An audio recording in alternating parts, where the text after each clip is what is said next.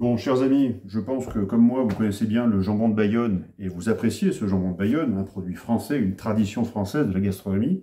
Mais connaissez-vous une grande tradition politique qui s'appelle le jambon de Matignon? Est-ce que vous connaissez ce jambon de Matignon? Eh bien, ce jambon de Matignon, c'est très simple. C'est une recette vraiment gouvernementale, politique, une recette quasi mondialiste, aux antipodes des recettes françaises. Ce jambon de Matignon, c'est quoi? C'est vous prenez un bon jambon, donc ça peut être quelqu'un qui manifeste contre le vaccin et pour les libertés, comme moi. Hein, en juillet 2021, ça peut être un gilet jaune, ça peut être un soignant, une blouse blanche, ça peut être une robe noire, ça peut être un retraité, ou ça peut être des gens qui vont partir en retraite. Et ça peut être à la fin aussi un bon agriculteur, ce jambon, qui porte, et nous tous les portons, des revendications fortes sur nos libertés, et ici sur leur liberté d'exercer, leur liberté de travailler, leur liberté de vivre de leur métier, de vivre de nos traditions agricoles, de nos traditions gastronomiques, d'en vivre. Et donc ce bon jambon, c'est quoi? Prenez une personne avec des belles revendications politiques, légitimes. Ce jambon, ensuite, vous allez en fait l'enfumer. Voilà. Ça va être une belle recette d'enfumaison, de fumaison, d'enfumaison. Ce jambon fumé, c'est nous tous en fait. On pourrait prendre l'exemple de Jérôme Bail, qui est un garçon, somme toute, attachant quand on l'entend. Il a un accent du terroir, c'est un capitaine d'équipe de rugby, c'est un éleveur bovin. Il y a toute la recette est là pour qu'on se pose avec Jérôme Bail et qu'on ait envie de manger un morceau ensemble, de faire du sport ensemble, de boire un coup ensemble et de le soutenir, cet agriculteur, dans tout ce qu'il va nous raconter dans son narratif. Sauf que le narratif, il est un peu gênant, là. Et je vais vous dire pourquoi ensuite. Donc, la recette du jambon de Matignon, donc c'est les cuisines du Premier ministre, qui prépare en fait une recette de fumaison pour tous balancer de la fumée, d'accord, pour tous nous enfumer, qui que nous soyons. Et malheureusement, le pauvre Jérôme Bail, parce que pour l'instant, j'ai pas envie de le condamner, je pense qu'en fait, il s'est fait enfumer, comme tout le monde. Ce pauvre Jérôme Bail, c'est un agriculteur qui visiblement a été intronisé par ses pairs, représentants du mouvement agricole sur la 64, Haute-Garonne, je sais plus où, machin de ça, très bien. Mais pourquoi 4 mois auparavant, il y a BFM-VC qui fait un reportage sur lui? Déjà, pour qu'il y ait un historique, avant. Pourquoi ensuite, les forces de police, Darmanin bien sûr dans la boucle, ne font strictement rien par rapport à ce qu'ils ont pu faire comme action? Nous aurions fait, alors qu'on défendait nos libertés à l'époque, 10% de ce qu'ils ont fait, on serait fait charger dessus, quoi.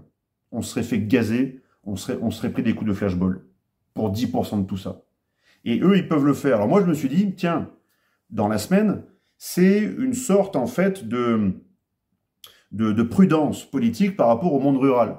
Parce qu'on sait que tous les hommes politiques ont leur petite affection, leur petite base arrière politique, et ils font très attention à ce qui se passe dans le monde rural, qui est un lobby très puissant. Ok, très bien. Mais à la fin, j'ai pas compris le copinage, en plus médiatique, de ce Jérôme Bail avec toutes les équipes du gouvernement. On le voit échanger des messages avec cet autre bordi de ministre là. Comment il s'appelle déjà pas un gominé, mais un cheveu long, un petit peu poivre et sel. Ils échangent des messages alors même que BFM est en train de les filmer. Ils sont copains comme cochons avec, c'est le cas de le dire, avec Gabriel Attal. Gabriel Attal descend pour ensuite lever le blocage pour enlever ce symbole. Mais en fait, au fond, qu'est-ce que vous avez obtenu, les agriculteurs? Vous avez obtenu l'abandon d'une hausse du GNR. Je vous rappelle qu'avant la hausse, il y avait déjà certains de vos congénères, de vos confrères et consoeurs aussi d'ailleurs, qui se suicidaient. D'accord? Vous vous êtes mis en mouvement, pas que pour le GNR, par rapport au libre-échange aussi. On est bien d'accord? Vous vous faites piner, comme on se fait tous piner tous les jours, par des agriculteurs du monde entier qui utilisent en fait, et sans avoir toutes vos contraintes, qui utilisent en fait le libre-échange, le mondialisme à gogo, pour ensuite déverser des produits chez toutes les chaînes, chez Leclerc, les Auchan, ils achètent tous chez eux, d'accord? Et ensuite, qu'est-ce qu'ils font? Ils vous mettent en concurrence, comme jadis, ils ont mis en concurrence les industries en France, les industries lourdes, ils les ont mises en concurrence, elles sont mortes maintenant. Donc ils vous mettent en concurrence et bientôt vous allez mourir. Donc vous pensez que ça va être 3 mesurettes sur l'accord juste avec le Chili, le GNR qui baisse, ou juste l'abandon du libre-échange sur un plan ou sur deux, mais c'est pas possible de le faire, vous le savez bien. Vous savez bien que l'entité qui vous nourrit, c'est la Terre qui nous nourrit tous, bien sûr, mais l'entité administrative qui vous nourrit depuis maintenant des années, quasiment 50 ans, c'est l'Europe, c'est la PAC. Donc c'est elle qui décide de faire les choses ou pas.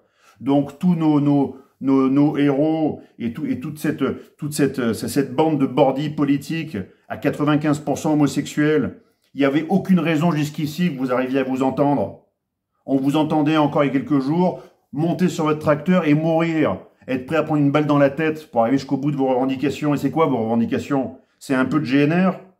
C'est qu'il y a en fait quelques fossés et quelques lacs qui soient creusés pour avoir des retenues d'eau? Vous pensez que c'est ça qui va arrêter les suicides? Vous pensez que c'est ça qui va redonner en fait l'envie aux gens de retourner dans la campagne et exercer ce métier qui est très dur? Vous croyez que c'est ça? Vous savez bien qu'on est face à un cancer. Et ce cancer, il est technocratique. Ce cancer, il est européen. Vous savez bien que Bruxelles dit tout, impose tout, dans toutes nos vies, dont les vôtres également. Et quand elle vous impose tout ça, c'est un ordre américain, vous le savez bien. Alors, quoi, vous vous êtes fait acheter? Vous vous êtes fait retourner? Il y a des plus sérieux doutes maintenant sur votre personne. Mais moi, je suis pas là pour parler de vous en particulier, je suis là pour parler du mouvement. Quand ça a démarré depuis une semaine, je me suis dit, putain, il se réveille. Là, on va rentrer dans le dur. Là. Ça va commencer à être intéressant. Parce qu'en plus, s'il se réveille et qu'il ne cède pas, il y a une chance pour qu'il y ait en fait une convergence de lutte. Mais pas la convergence de lutte en mode CGT ou force ouvrière. On s'en fout de tout ça. Tous les syndicalistes sont pourris. Ils sont tous pourris. La convergence des luttes populaires. Le peuple français. Celui, vous savez, qui était venu, en fait. Ce peuple français qui est équivoque, hein, je suis d'accord avec vous. Hein. Il vient dans vos fermes en 2021, 2022, acheter de quoi bouffer pour en fait sortir de l'enfer des villes. Et puis après, il vous abandonne. Un an plus tard, dans tous vos chiffres d'affaires, ils baissent. Bien sûr, bien sûr. Mais ce peuple-là qui s'était mis en mouvement, il y avait des agriculteurs déjà à l'époque dans les Gilets jaunes. Hein. Qu'est-ce que vous croyez? Ceux qui ne pouvaient pas venir, ils disaient « j'ai pas le temps de venir, mais je veux venir ». Et puis ensuite, d'autres sont venus encore pour les libertés, ils sont venus. Hein. Vous croyez qu'avec une bande de décérébrés dans les manifestations? Toutes les facettes de la population étaient représentées dans les manifestations. En 2021 et en 2022. Toutes les facettes. Toutes. Donc, il y a certains leaders qui ont été peut-être achetés, peut-être retournés comme Jérôme Bel. D'autres leaders à la con qui nous disent « mais moi, je veux pas de gilets jaunes, je veux pas de robe blanche, je veux pas de tout ça. » Mais on est tous complémentaires, mec. On a besoin de toi pour manger. Mais tu as besoin des soignants pour te soigner. Tu as besoin ensuite des gilets jaunes qui peuvent être tantôt garagistes, tantôt épiciers, tantôt n'importe quoi. Tu as besoin de tout le monde, en fait. On a besoin de tout le monde. Et là, vous vous rendez compte, chers amis, qu'il y a eu tout en fait un enfumage politique depuis 5-6 jours, qui était jusqu'ici incompréhensible. Donc j'ai préféré prendre mon temps avant de commettre cette vidéo et de vous exprimer mon avis. Moi, je pense que les raisons de fond sont toujours là pour que ça continue. C'est ce que je pense. Mais après, je suis pas agriculteur. Donc je suis pas là pour imposer quoi que ce soit. Donc je pense que ça va continuer, parce que les mecs ont bien compris que c'est pas juste le GNR, un seul traité de libre-échange parmi tous les autres qui fonctionnent, hein, bien sûr, hein, de traité de libre-échange. Un seul traité de libre-échange et 3 plans d'eau qui vont sauver l'agriculture française. On est bien d'accord. Ok. Je me rappelle que, alors j'ai appris qu'un certain Jérémy De Serle, qui avait été jeune agriculteur, en fait, a été acheté au moment des Gilets jaunes, pour pas que les jeunes agriculteurs rejoignent les Gilets jaunes. Vous voyez déjà à l'époque? Donc, qu'est-ce qui s'est passé? Ils ont aussi acheté, ils ont compromis. Ils créent une figure certes sympathique, avec un beau narratif, un bel accent du terroir, toutes ces choses-là. Et cette figure, ensuite, tout le monde, tout le corps médiatique aux ordres du pouvoir, en fait, a pour ordre de faire monter cette figure pour qu'il y ait en fait une agrégation, d'accord, de toutes les attentions, les intentions, l'influence autour de cette figure, et ensuite on va attendre ce que va dire cette figure. Quelle direction elle va prendre. Mais qui y a derrière, en fait? Qui y a en coulisses? Vous allez me faire croire, vous, Jérôme Bel ou d'autres, que les ministres qu'on a actuellement au gouvernement sont vos meilleurs amis? Que vous vous tapez dans le dos? Mais c'est des gens que vous dénigreriez au quotidien. Ils sont jamais sortis du 7e arrondissement. Ils savent même pas que c'est une vache. Et vous allez me dire que vous avez réussi à avoir un accord avec ces gens-là? Arrêtez. D'accord. Donc, ça c'est ce que j'avais sur le cœur par rapport à nos amis agriculteurs. Parce qu'il y en a plein d'ailleurs qui continuent en fait, qui ont toujours pas de perspective et qui vont crever dans une semaine, dans un mois, dans 3 mois, dans 6 mois. C'est une question de temps. Mais la plupart vont crever et vous le savez. Il y a peut-être entre 20 et 50% des exploitations qui vont disparaître sur les prochaines années. Il n'y a plus que 300 000 agriculteurs. Il n'y en a plus que 300 000. Ils vont nous vider. Ils vont faire de ce pays un musée. Un musée. Il n'y aura plus d'industrie lourde. Il n'y aura plus d'agriculture. Il n'y aura plus de services. Il n'y aura plus rien. Et qu'est-ce qu'on va faire au milieu de tout ça? On va acheter encore du poulet ukrainien ou vietnamien? On va acheter du lait néo-zélandais? Arrêtez. Arrêtez. Il faut qu'on reprenne la main sur ce que nous sommes. Il faut qu'on reprenne la main sur notre pays. Il faut qu'on reprenne la main sur notre production, sur notre conception, sur tout ce qu'on fait. Il faut qu'on reprenne la main. On a tout ce qu'il faut dans ce pays pour reprendre la main. Mais on s'est tous fait les uns avec les autres diviser pour mieux régner, saucissonner, infiltrer, diaboliser, ringardiser. Ne vous faites pas avoir par le piège médiatique. Ne vous faites pas avoir. Donc si j'ai un seul message à envoyer à nos concitoyens agriculteurs, si vous continuez le combat, appelez-nous. On sera là. On va vous soutenir. Ne restez pas dans votre coin. On est là pour vous aider. On a besoin de vous. On a besoin de vous. Mais vous aussi, vous avez besoin de nous. C'est le moment où il faut se réunir. C'est le moment où il faut faire masse. Il faut faire masse. Et tout le socle de valeurs et de principes, on l'a en commun. On l'a. Moi, sur chacun de vos tracteurs, j'ai vu des drapeaux français. Sur chacun de vos tracteurs, il y avait marqué « Je veux produire chez moi, je veux consommer local, je veux nourrir la population ». C'est noble, tout ce que vous voulez faire, c'est noble. Mais la noblesse aussi, c'est de tendre la main à ceux qui ont envie de vous aider, avec leur bonne volonté. Donc, laissez-nous vous aider, tendez la main. Si vous continuez, bien sûr. Si demain, vous rentrez chez vous, parce qu'il faut s'occuper de la ferme, du troupeau, des enfants, de l'éducation, n'importe quoi, bien sûr que vous rentrerez chez vous, c'est parfaitement légitime. On est tous affairés à nos quotidiens diaboliques. On ne sait plus où donner de la tête, c'est infernal, tout ce qu'on vit. C'est infernal.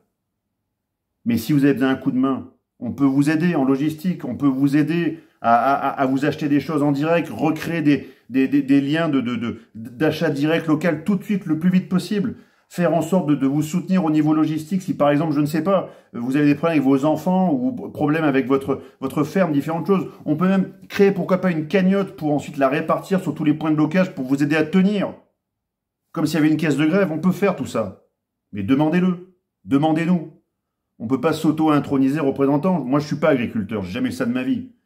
Mais même si je trouve que c'est un très beau métier, c'est noble. Voilà. C'est vous, les agris. C'est vous qui pouvez nous dire on a besoin ou pas. Sortez de votre isolement. Sortez de cet enfumage. Sortez en fait de cette division de tous contre tous. Sortez de tout ça. Donc le seul message que je peux envoyer ce soir aux agriculteurs, c'est le suivant. Vous venez de le recevoir. Et pour les CSP, c'est très simple. Prenez contact avec les points de blocage. Comprenez ce qui s'y passe et essayez de voir tout de suite ce dont ils ont besoin. Et on essaiera d'œuvrer comme on peut œuvrer. À notre juste place, avec tous les moyens dont nous disposons, et avec du cœur. Le même cœur que vous mettez quand vous passez des journées, des soirées dans vos exploitations pour nous apporter une nourriture de qualité. Vous y mettez du cœur, vous y mettez des tripes. Voilà. On va faire pareil. C'est le moment. Si on laisse passer ça, la fenêtre d'opportunité sera passée. Et après, on pourra simplement avoir nos yeux pour pleurer. Tous. Nous, on mangera de la merde. Et vous fermerez votre ferme. Et vous la transmettrez à personne. Voilà, chers amis. Donc, amis agriculteurs, contactez-nous si vous avez besoin, si vous voulez continuer.